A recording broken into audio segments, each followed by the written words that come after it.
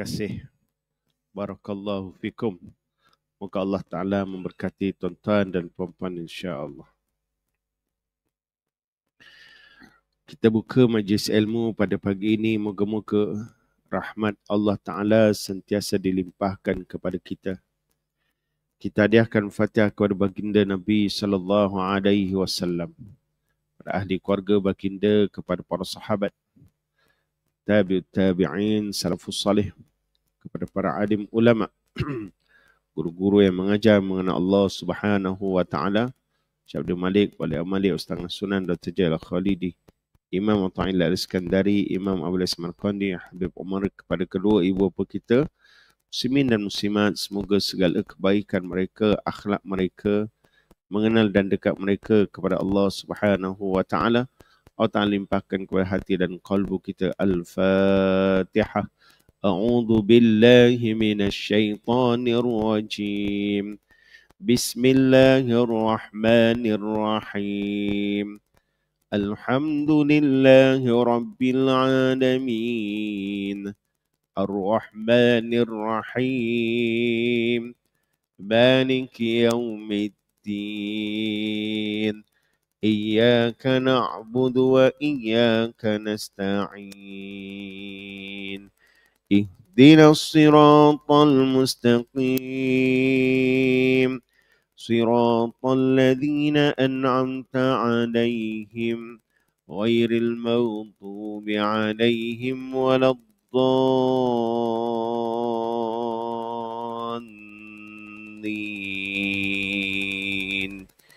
Amin. Mari berdoa. A'udzu billahi minasyaitonir rajim. Bismillahirrahmanirrahim. Allahumma iftah 'alaina hikmataka wanshur 'alaina min khazaini rahmatik ya arhamar rahimin. Ya Allah, buka hati kami pada pagi ini untuk kami mengutip mutiara-mutiara ilmu-Mu ya Allah. Kurniakan kami kefahaman dengan apa yang kami pelajari ya Allah.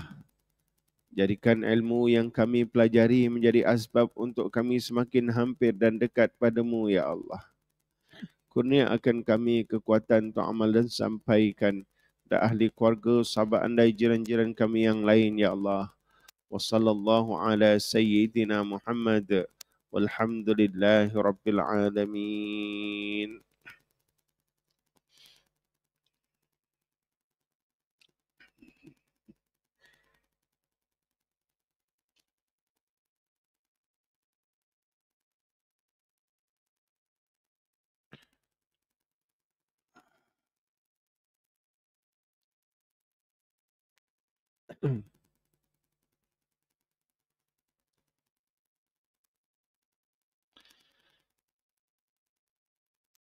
Alhamdulillahi rabbil alamin.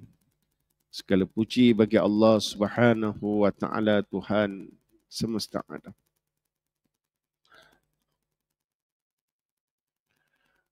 Dengan sifat qudrat, yakni maha berkuasa Allah Subhanahu wa Ta'ala,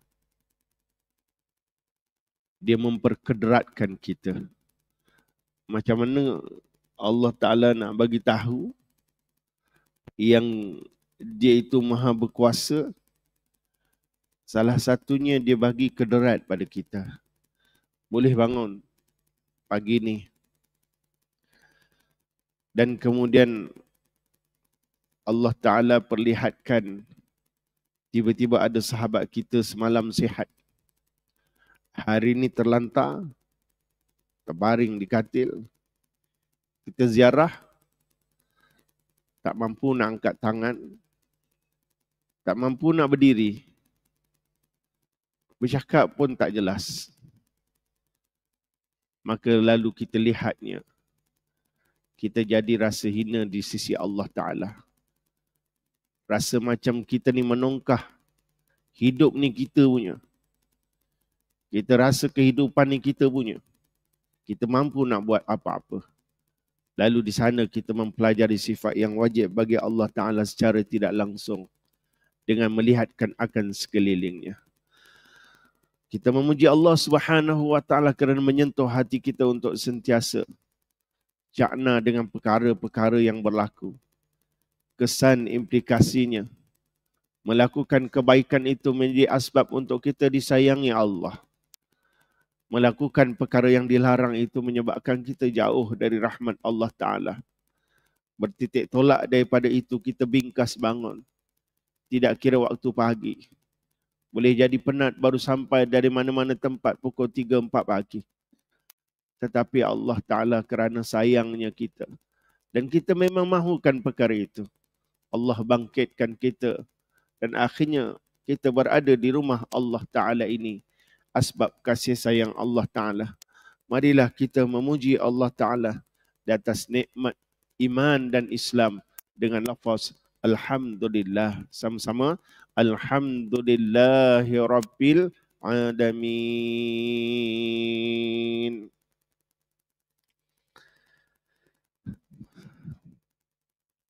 Wassalatu wassalamu ala Rasulillah.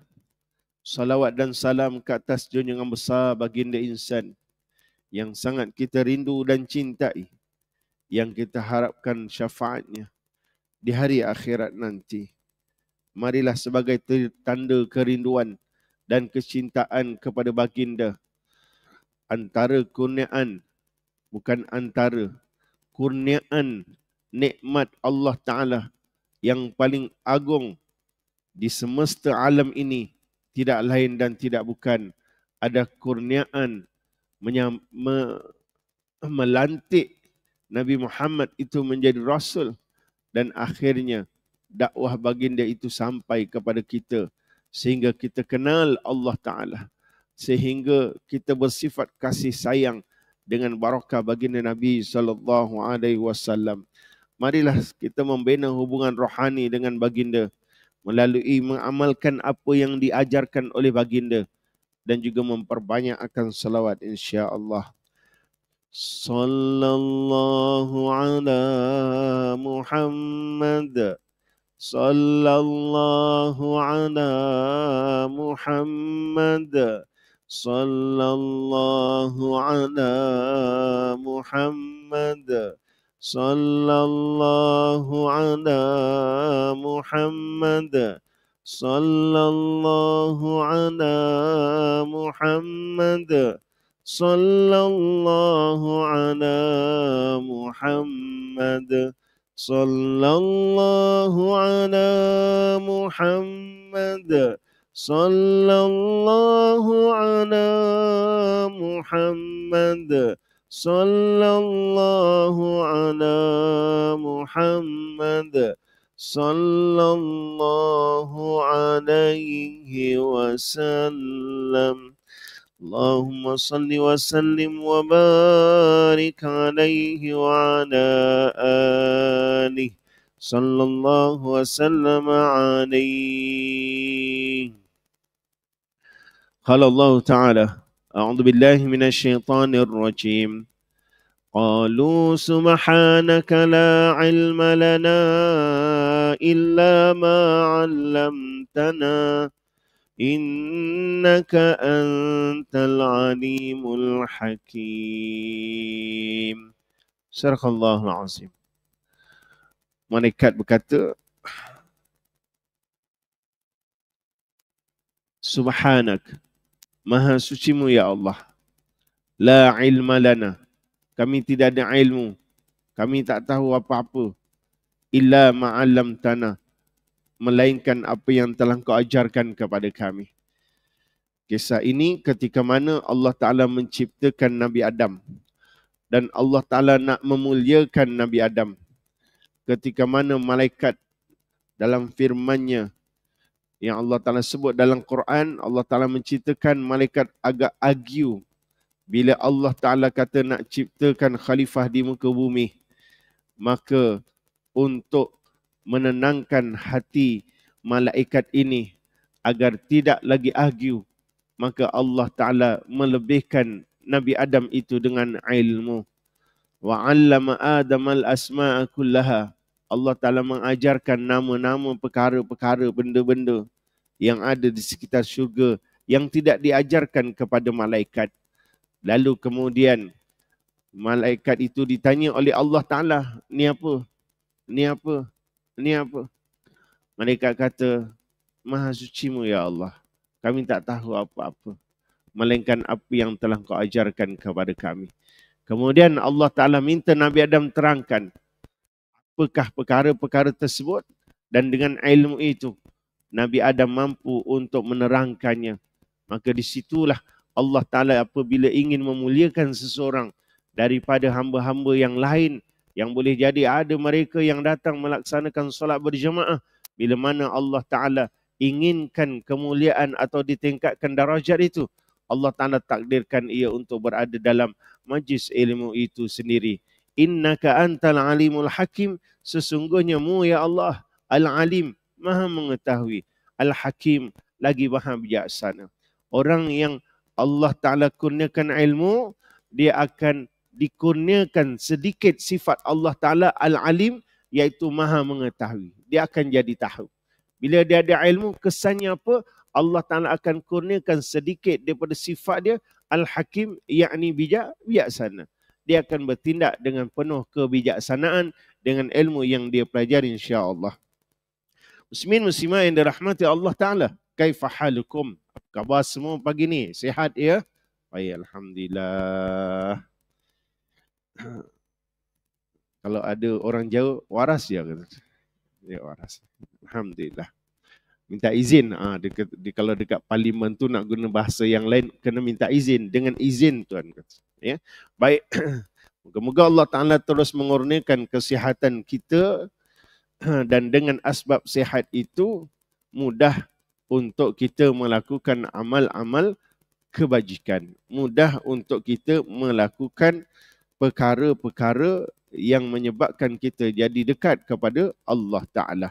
Dan sihat itu juga menjadi prasyarat utama yang telah ditetapkan oleh Kerajaan Arab Saudi dan Tabung Haji Malaysia untuk mereka yang dapat tawaran haji, mestilah cek kesihatan lulus. Mengkecimani tak boleh. Kalau bacaan dia 8 ke atas. Jadi siapa yang dapat surat tawaran, nanti nak cek doktor ni lama lagi ni.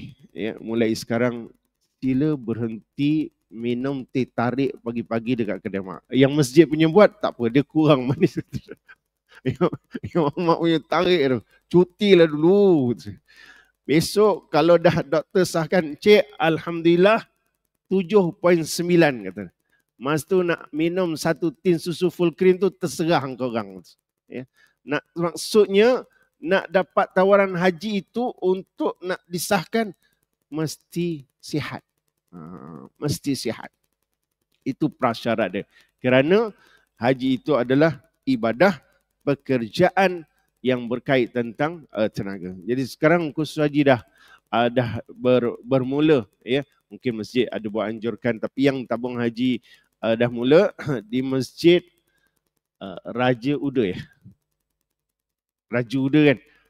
Masjid Kampung Raja Uda yang dekat sini. Di Masjid Johan State Kelang. Ya. Kalau di Kuala di Masjid Sijangkang dan juga Masjid Kancung Darat. Boleh hadir. Kita telah siri yang keempat minggu ini insya-Allah. Baik, tuan-tuan yang dirahmati Allah Subhanahu wa taala. Pada pagi ini kita membicarakan kesan beriman kepada malaikat dan implikasi kepada kita dalam beramal kepada Allah Subhanahu wa taala. Baik.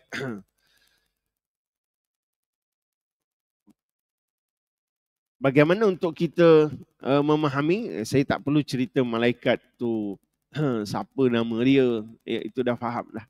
Tugas-tugas malaikat yang ada di sekitar kita, yang dia itu Allah Ta'ala tugaskan sebenarnya. Ya, yang Allah Ta'ala tugaskan sebenarnya. Dan kita kena tahu sebagai orang yang beriman. Walau hebat macam mana sekalipun, Allah Ta'ala lah yang menyelamatkan kita dengan dibantu oleh malaikat yang menjaga. Contoh, ya, lihat seseorang itu yang accident, melihat motonya. Kalau lihat motonya seolah-olahnya dah arwah dah. Tapi takdir Allah Subhanahu Wa Taala elok dia duduk di tepi jalan itu. Maka di sana memang kita akan sebut ini takdir Allah Subhanahu Wa Taala. Ya. Dalam waktu yang sama Allah Taala hantar malaikat untuk menjaga. Dan sudah barang pasti semakin orang itu dekat kepada Allah Taala, semakin malaikat itu akan jaga pada kita. Ya, malaikat itu akan jaga, akan pelihara. Ya. Melainkan kalau yang datang tu malaikat maut, dia tak boleh nak buat apa lah. Ya. Dia kata, Tuan silakan. Ini contoh ayat melawak lah. Saya pun dah penat lama jaga dia ni tak mati-mati. Tapi bila mana dia ni mukmin, malaikat itu sangat kasih. Ya. Baik, apakah dalilnya tuan-tuan? Ya. So itu kita lihat di sini. Yang pertama, malaikat yang kita nak bicarakan untuk kita tambah iman kita pada Allah Ta'ala, iaitu malaikat hafazah. Ya, biasalah kita dengar malaikat hafazah ni. Malaikat yang ditugaskan Allah untuk menjaga manusia daripada jin dan syaitan. Bala bencana dan huru-hara.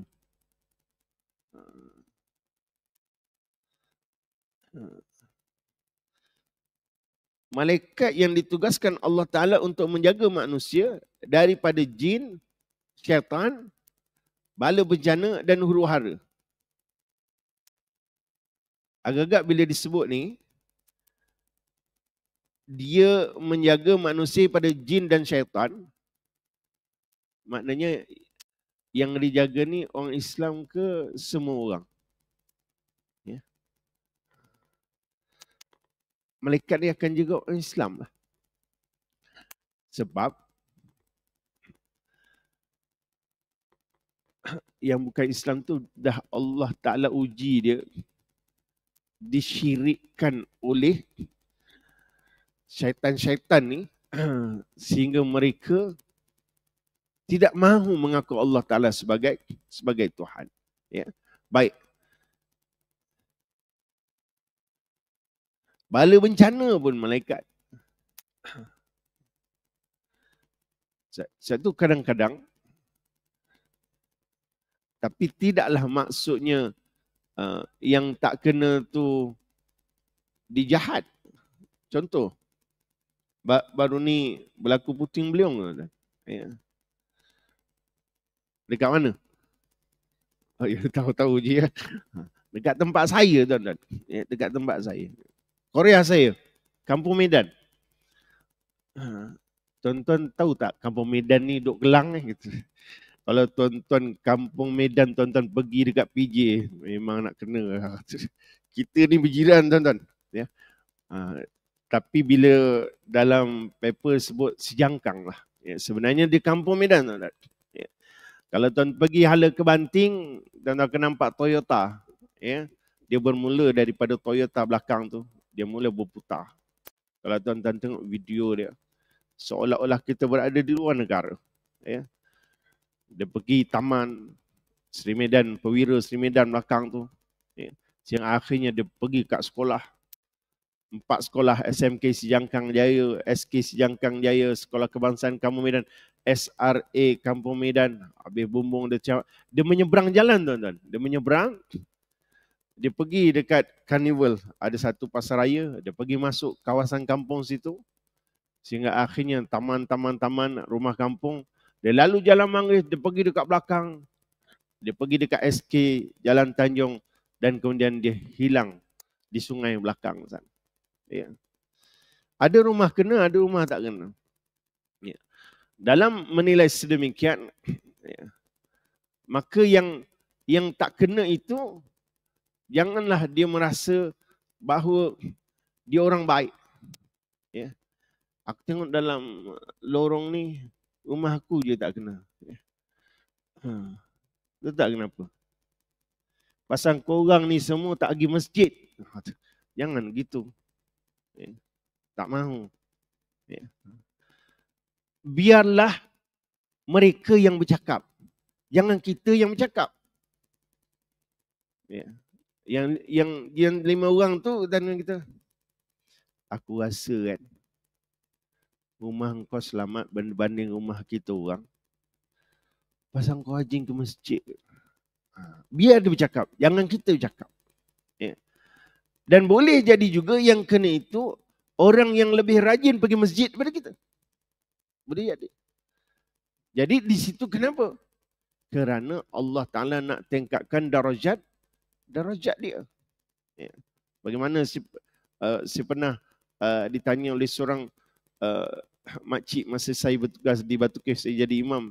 Berbuka puasa, lepas tu makcik tu telefon saya. Ustaz, saya tadi buka dekat masjid Ustaz. Saya sakit perut lah Ustaz. Alah, sudah pula. Aku dah mula nak marah catering. Masak nasi basi ke apa. Saya tanya dulu. Ramai ke yang sakit perut makcik? Tak ada Ustaz. Saya seorang je. Lega aku. Macam mana kita nak tenangkan dia pula? Macam ni lah makcik.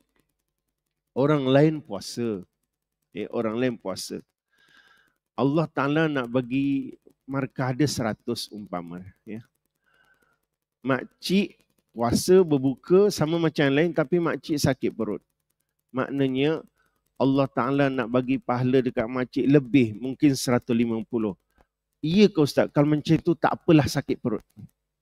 Maknanya tuan-tuan, orang yang baik ini Allah Ta'ala uji nak tingkatkan darjat. Begitu. Jadi dalam situasi ini adakah malaikat ini tak fungsi? Malaikat sentiasa menjaga. Yang diuji, yang beriman, Allah Ta'ala melalui malaikat ni memujuk rasa tenang dengan ujian dan tidak mengamuk itu. Baik. Firman Allah Ta'ala, lahu mu'aqibatum min baini yadayhi wa min khalfi yahfazunahu min amrillah. Bagi tiap-tiap seorang ada malaikat penjaganya yang silih berganti dari hadapan dan dari belakang. Ini ayat Quran ni, surah Ar-Ra'd ayat 11. Mengawalnya dari segala arah, kiri, kanan, depan dan belakang. Yang mengawas dan menjaganya daripada suatu bahaya dengan sebab perintah Allah Subhanahu wa Ta'ala. Ada dalam malaikat. Cuma kita nak rasa dia hadir je. Dia hadir je. Ya Allah, dengan keberkatan malaikat yang Kau hantar untuk menjaga aku, ya Allah, selamatkanlah perjalananku ini, ya Allah. Boleh kita terus direct pada Allah? Boleh. Tapi bila kita ada ilmu, kita tahu malaikat itu ada di sekitar kita yang dia akan membantu. Dia akan membantu.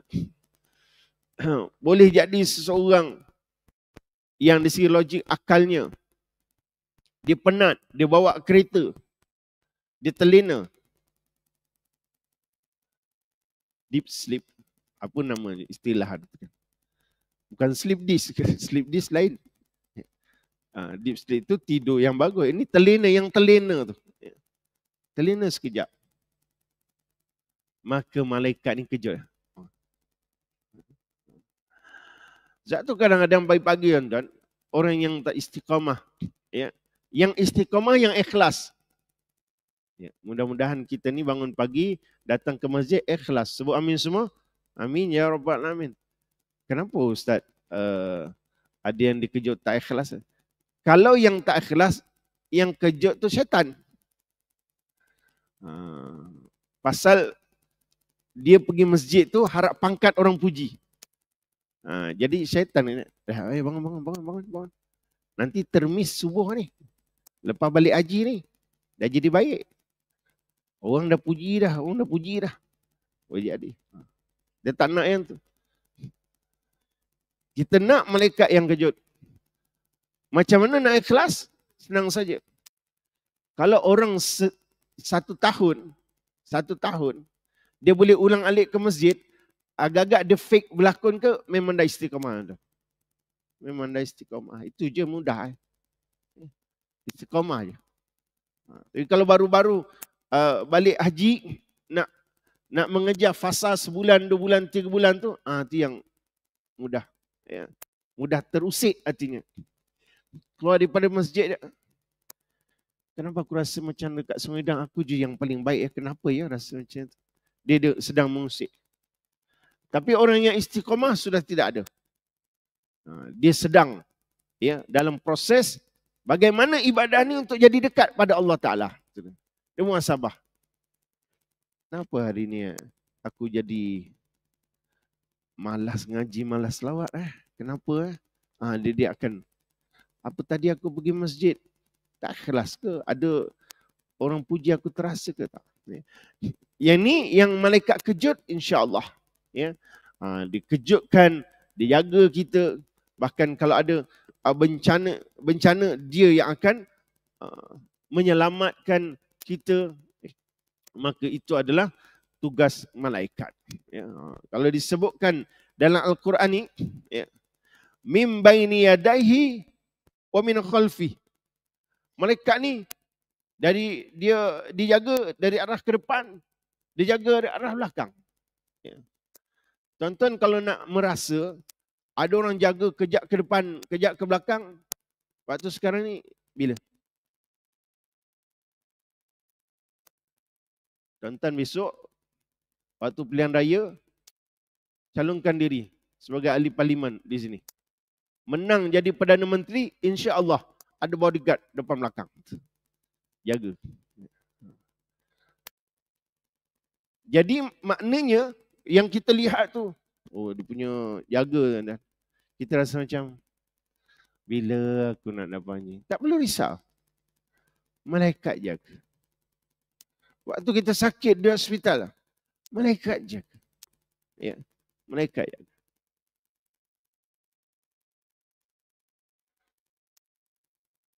Nak rasa malaikat tak nak jaga, buat maksiat sekali. Hati tak tenang. Nak marah je kerja dia. Sebab malaikat dah mula tinggal. Gitu. Ya. Jadi itulah yang pertama, ia jaga.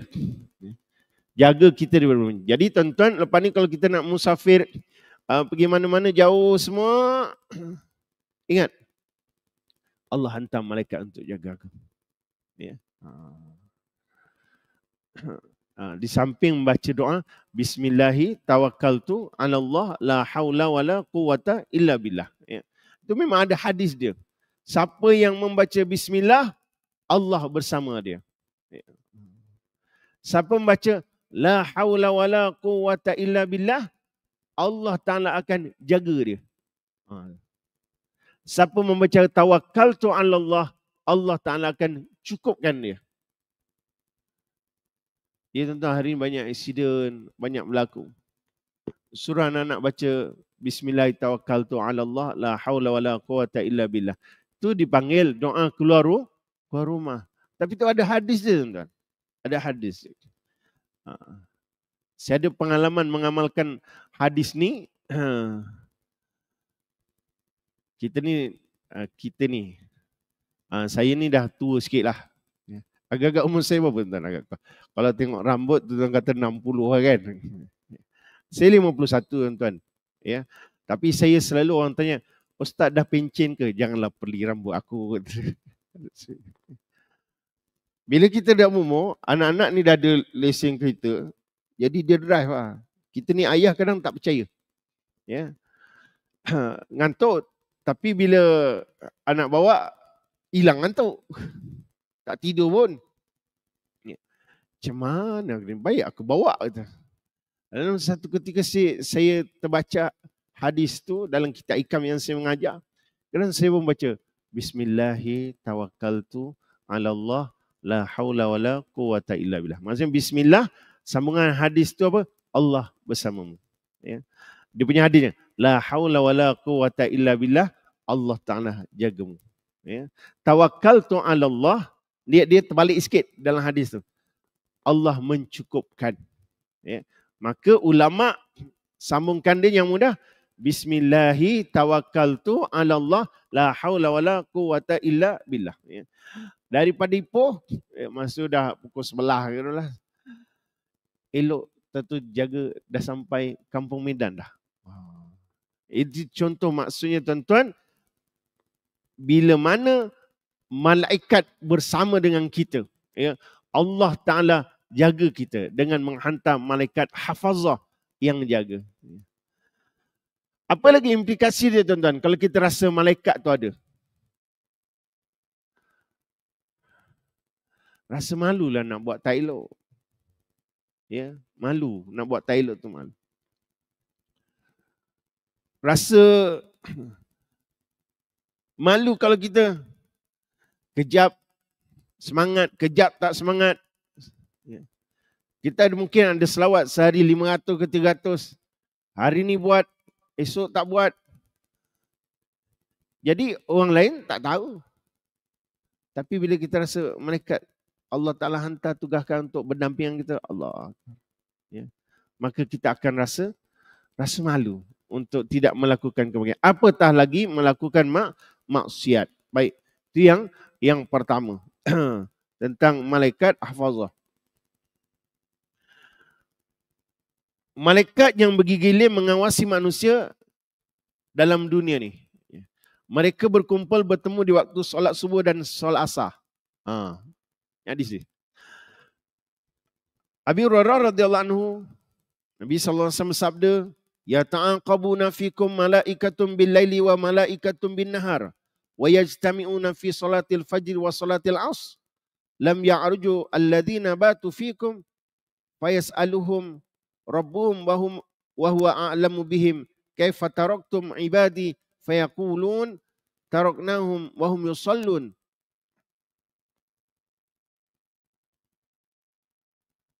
wa atainahum wa hum yusallun. Malaikat yang bertugas malam bergile-gile dengan malaikat yang bertugas siang, mengawasi apa yang dilakukan oleh manusia. Jadi shift dia. Ya. Pertukaran shift dia subuh asar. Ya, subuh asar. Malaikat yang bertukar shift subuh, zuhur sampai asar. Kemudian dia naik. Malaikat sambung pula yang selepas tu, shift dia daripada asar, maghrib, isyak sampai subuh. Bertukar. Mereka naik ke Arash. Ya. Lalu dan malaikat itu berkumpul di waktu semayang subuh dan semayang asar. Subuh dengan asar. Kemudian naiklah malaikat yang bermalam bersama-sama kamu itu. Lalu Tuhan mereka bertanya, bersama-sama kamu. Maksudnya bukan kamu tu naik ke langit dengan malaikat. Malaikat yang dah dengan kita ni, kamu tu kita, malaikat dengan kita, dia naik. Kita tak ikutlah. Kalau nak ikut, kena cabut nyawa dulu. Ya. Malaikat naik, lalu Allah bertanya kepada mereka. Ya. Apa pertanyaan Allah? Dan Allah itu lebih mengetahui tentang perbuatan hamba-Nya. Allah berfirman, bagaimana keadaan hamba-hambaku ketika kamu tinggalkan mereka? Ya. Malaikat itu menjawab, kami tinggalkan mereka itu di waktu mereka sedang solat. Dan ketika kami datang, mereka juga sedang solat. Allah. Agak-agak, kalau kita kerja tuan-tuan, punch card dia tu, dia fix. Kalau pukul 8, sebelum pukul 8. Kalau malaikat punch card ni, solat asar, waktu bila agak-agak? Sampai pukul 6 ke dia punch card? Tak. Bahasa mudahnya, waktu awal waktu itu, ketika mana solat berjemaah. Kalau tidak solat berjemaah punlah dia solat sendiri tapi awal waktu. Kiraannya ialah bersama imam. Itu dikira awal waktu.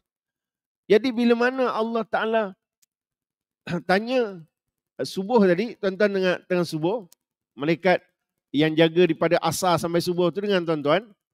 Kemudian malaikat yang masuk baru ni disambung lagi sampai ke petang pula. Asar pun dia datang juga. Maka dia akan lapu pada Allah Ta'ala. Mereka sedang solat. Dan ketika kami datang, mereka sedang solat. Waktu dia nak naik, sembahyang subuh. Waktu dia datang asar, sembahyang asar.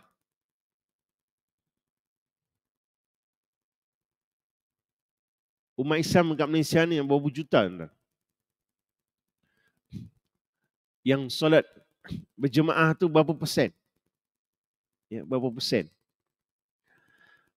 Dibandingkan dengan penduduk.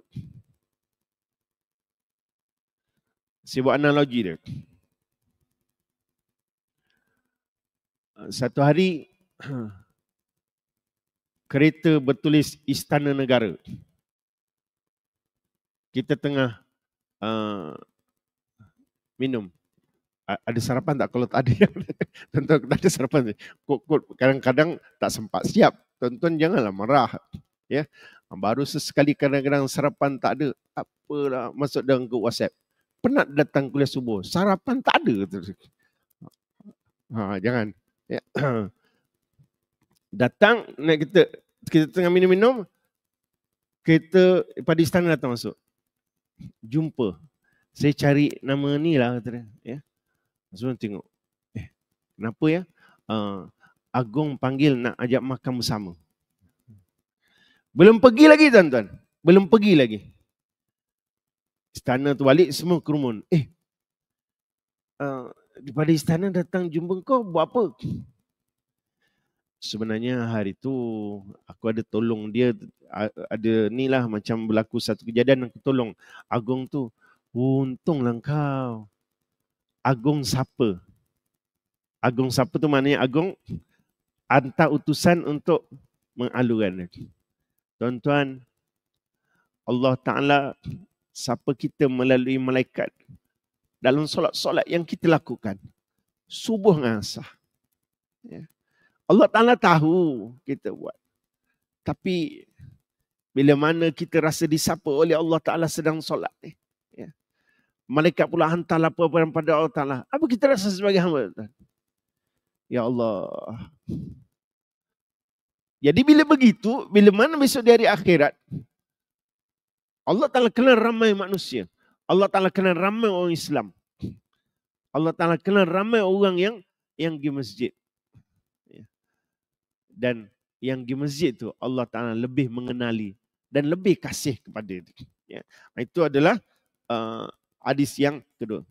Last kali hadis. Ini kelebihan malaikat bersama dengan orang yang sembahyang mengucap amin apabila mereka itu berkata waladdallin. Sabda Rasulullah SAW dalam hadis yang diriwayatkan oleh Abu Hurairah radhiyallahu anhu, "Idz qala al-imam ghairil maghdubi 'alaihim waladdallin faqulu amin. Fa innal malaikah yaqulun amin wa innal imam yaqulu amin. Faman wafaqa ta'minuhu ta'minul malaikah ghufira lahu ma taqaddama min dhanbi."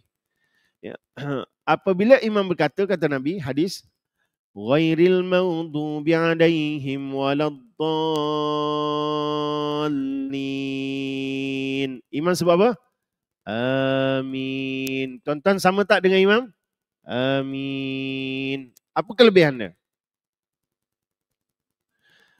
Maka siapa yang ucapan aminnya bersamaan dengan ucapan amin malaikat, diampunkan baginya dosa yang lalu.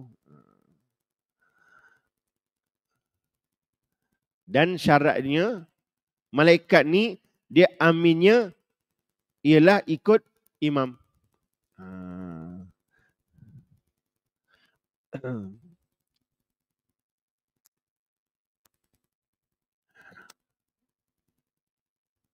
Jadi tuan-tuan yang dirahmati Allah Ta'ala, apa kelebihannya? Diampunkan baginya dosa yang lalu. Riwayat Bukhari ni. Ya, riwayat Bukhari.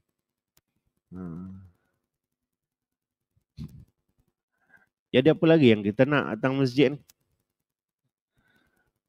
Nakkan redha Allah, nakkan ucap terima kasih syukur pada Allah di atas pelbagai nikmat yang Allah Ta'ala berikan kepada kita.